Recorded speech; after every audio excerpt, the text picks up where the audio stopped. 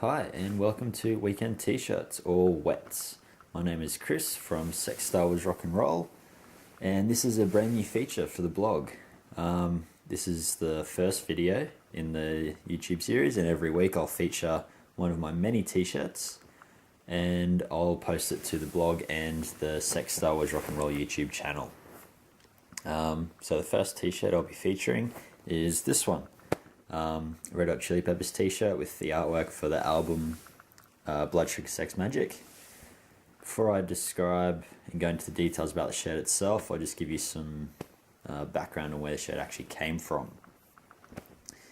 In 2006, so it's an 8-year-old shirt, so I was 15 years old at the time, and I was on an exchange trip in Germany. And at the end of the trip, we did a tour around the country. One of the stops was, of course, Berlin, and we were given some free time to roam the streets, I guess. I found a pretty cool music shop. They sold records and merch, whatever. And there on the t-shirt rack was this t-shirt. Now, as any of my friends would tell you, I was and still am a massive Chili Peppers fan. And as most fans would tell you, Blood Sugar Sex Magik is by far their best album. Which I'm likely to agree with. I won't go into that now. It's a lengthy discussion, and I'll probably write a post about it later. So anyway, yeah, I got the shirt. I was a little reluctant at first, because it was €30, which is probably around $45. But then I remembered it was my parents' money, because they were kind enough to give me spending money for the trip, and I hadn't really bought that much anyway, so I thought, yeah, why not get it? What I didn't notice immediately, due to how it was folded in the packaging, was there were actually some errors on the artwork. I'm pretty sure this was actually deliberate though. It was probably a bootleg shirt, so they wouldn't have had permission to print it properly in its actual form. So I'll show you a photo. So here's the full-size t-shirt. You can see it without me inside it. And here's a close-up of the artwork. What you'll probably notice first is that Peppers is actually up the top. Now, you may not notice that if you're not aware of the album, but for anyone who is, it should read Red Hot Chili Peppers going clockwise from the top. But instead it reads Peppers Red Hot Chili. Similarly, with the album name, since all the words are paired, it should read, again clockwise from the top, Blood Sugar Sex Magik. However, it reads Magic Blood Sugar Sex.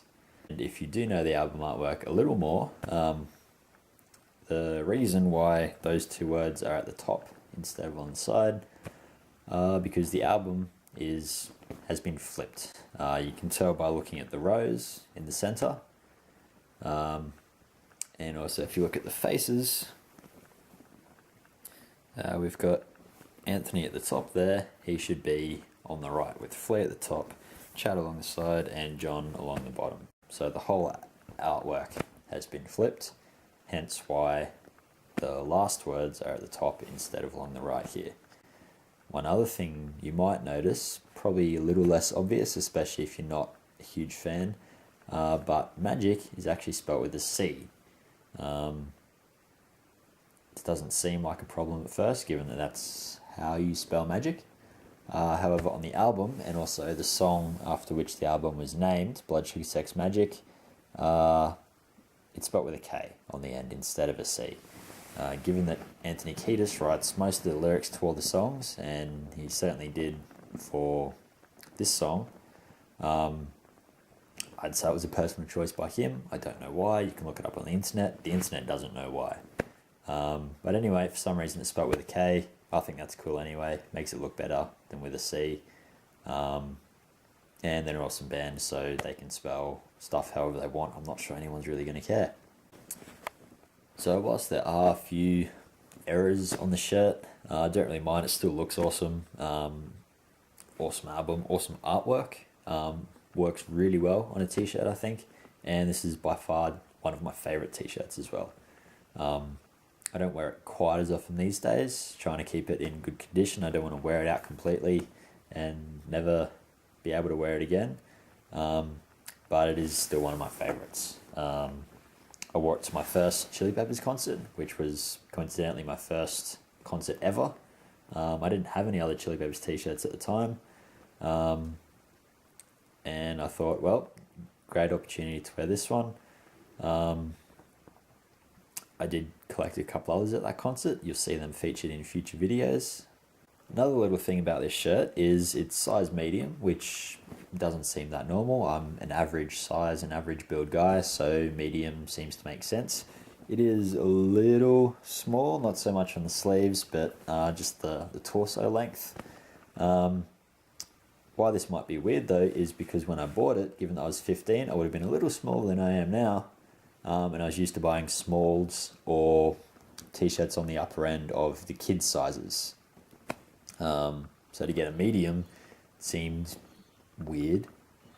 But hey, yeah, that's European sizing for you. I also had to buy a ski jacket while I was over there, and I had to get an extra large just so that it would fit me and actually give me full length on the sleeves.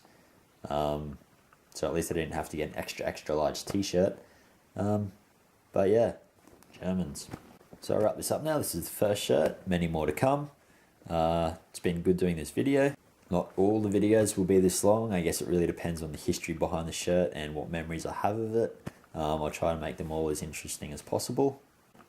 Be sure to check out the rest of the blog, Sex, Star Wars, Rock and Roll .blogspot.com. Also check out the Facebook page by the same name. They link to each other, so if you can find one, you'll be able to find the other. I'll be posting the most recent of these videos on the blog. You can find all videos once they're posted. They will be on the YouTube channel. Thank you.